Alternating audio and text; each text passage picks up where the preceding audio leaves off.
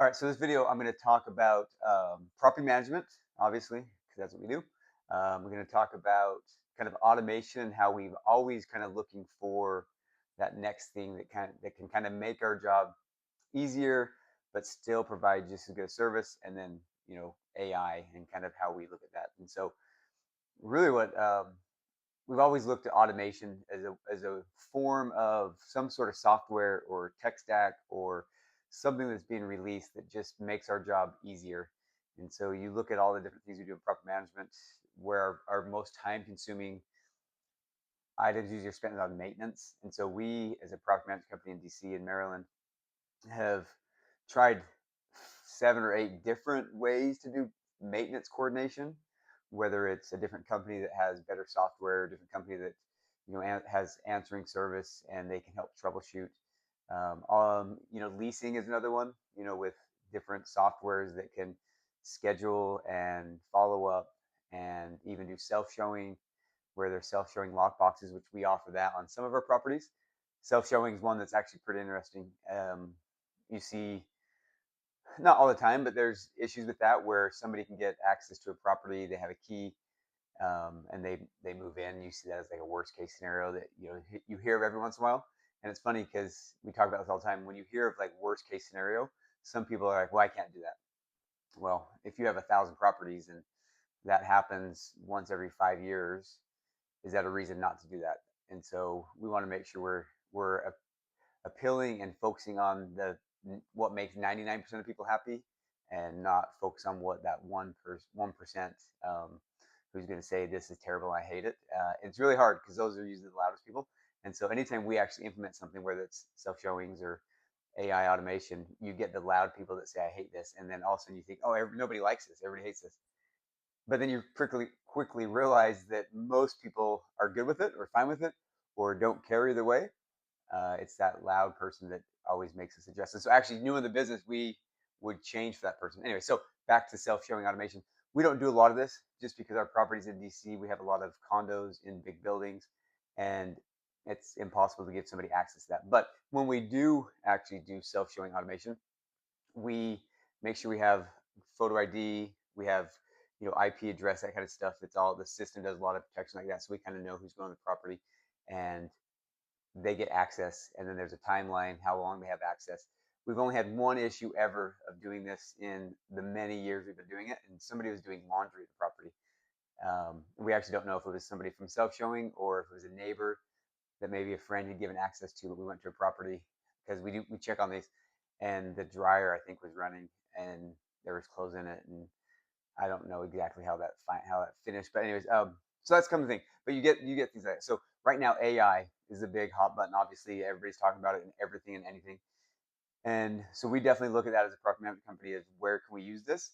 And large language models, it makes sense for drafting emails and responding to emails, and owner communication, tenant communication, creating infographics and putting information out there. Obviously does a fantastic job, and we use that quite a bit for just gathering data and maybe sharing that data with owners and tenants and vendors and that kind of stuff.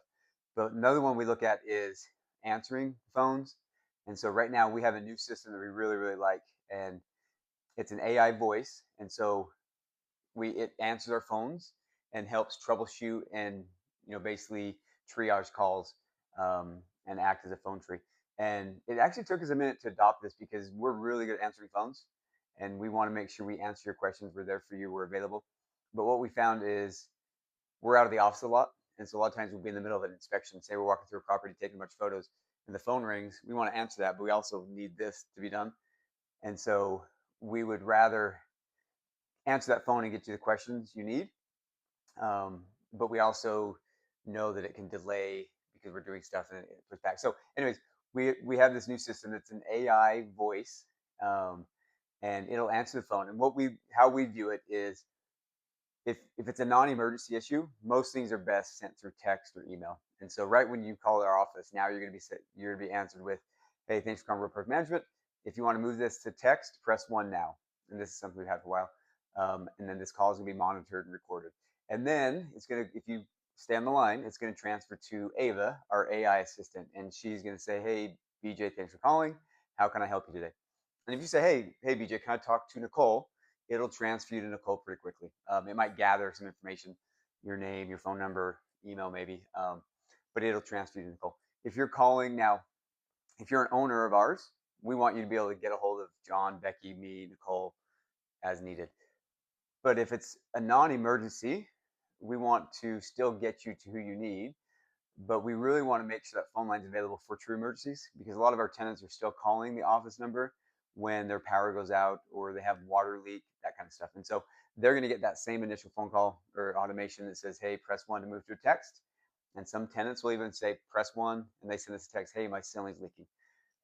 But if they stay on that line, they can get to Ava, our AI assistant, and say, hey, Ava, I've got a leak.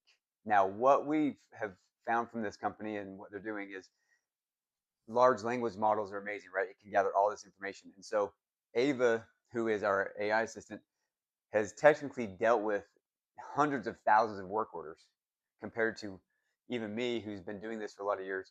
And I can troubleshoot and I can reason with and I can kind of figure stuff out when a tenant says, hey, this is happening. But a lot of times when you have a human on the end of that, they kind of get caught in, they're not sure how to triage things. They're not sure what's important, even though we have steps and processes and procedures for it. But what the AI does really well is that A, it gathers information, B, it will troubleshoot that, help them figure out how to shut off the water. It'll help them, hey, do you have a pot under it? What are you doing to take care of it? It has processes that it goes through every single time that actually does better than most people I've dealt with, just because it doesn't get nervous about it. It doesn't, get excited. It doesn't get concerned. It just deals with it. But as it's happening, if it determines an emergency based on our set of rules, it will transfer to our maintenance coordinator right away, who has dealt with this for years, and he knows right away to do X, Y, and Z, get a vendor out there, that kind of stuff. So if you do call the office and you do get our AI assistant and ask that AI questions, or say, hey, can I speak to so and so? Or say, hey, can you get me information on this? And if it's something that's not urgent, and say, hey, I just need a copy of my owner statement, it can take a message, it'll email the appropriate department, and then when we get that message, we will send you your owner statement. It's not doing the actual work, it's just the answering system. What we've also kind of looked at is email, text is still the best form of communication, because, like I said, we're out of the office. We're at properties, we're at showings, we're meeting vendors, we're signing leases. We're doing stuff, and so an email is fantastic, especially for a non-emergency issue, where when we get back to the office, boom, we can jump our emails, we can handle the 10, 15 things we need to do, and then we're out for the day. But again, we want to make sure we're available by phone, and so this AI system that answers calls helps troubleshoot, helps triage, helps really escalate emergency items, but also can be the person you say, hey, can I just speak to so-and-so, and it gets you there. It also is actually fantastic for prospective tenants. And so again, we want to be available to people. So when a prospective tenant calls and says, hey, can you tell me what properties are available? The AI can actually walk them through our 7, 8 listings, send them a text of the properties where they can then go look and they can schedule a showing, all that kind of stuff. So it's going to help with a lot of this kind of stuff that is pretty basic questions. And then last thing, and I'll kind of finish up here, just as a property management company in Maryland, DC, we deal with, we deal with a lot of properties. So we get trash companies that we manage a bunch of large buildings. And so trash companies call us every day saying, hey, trash is being pushed till tomorrow. We're going to pick up tomorrow. Trash is going to be picked up today. These are phone calls that take up time that we pick up, we answer, because we want to know what the trash company is going to do. Well, now they're just delivering. It's an AI call to us, or a robotic call, whatever. And now our AI is answering that, taking a message, sending us a message saying, hey, so-and-so, there's a trash going to be picked up tomorrow. So now we've saved time from these calls. We get a lot of calls from like DC Water saying, hey, X, Y, and Z. And it's an automated call where we just got to listen, figure out what the information is, and then we can share that. So now it's taking that message, sending us an email, and saves us a lot of time. So I actually looked at it just the other day. We've been doing this for probably 2 weeks. Just in the last week, we had over 200 phone calls. It's over 4.5 hours of phone time.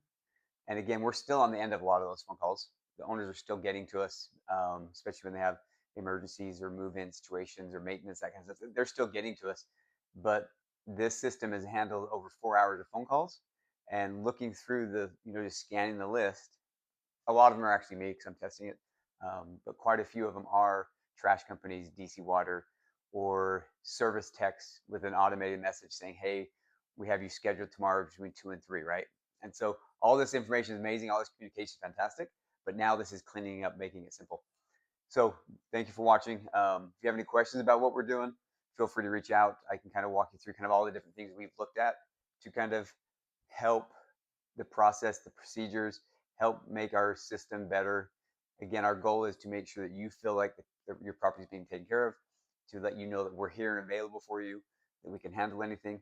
But we're also trying to automate what we can to kind of make our lives a little bit easier, so we can actually manage more properties where we can also still provide the best service possible, without sacrificing service or sacrificing anything like that. So thank you for watching. If you have any questions, again, reach out. I'm BJ with Real Park Management, and we appreciate you being an owner for it with us and trusting us to manage your properties. Thank you.